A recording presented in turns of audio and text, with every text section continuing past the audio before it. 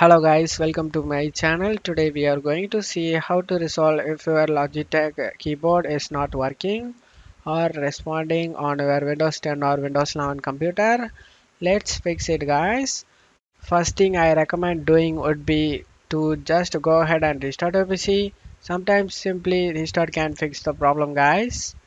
After restarting your PC, if you still having issue, then if you are using a wireless keyboard, I recommend making sure you have fresh batteries in your keyboard. So swap out your old batteries, put into new batteries and see if that resolves the problem.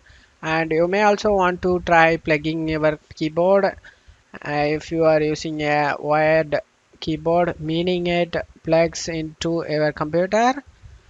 Try plugging into a different USB port. It's possibly you might have a bad connection or a bad USB port, and then ultimately if you are having a lot of other issues, you may want to just consider swapping out with a different keyboard.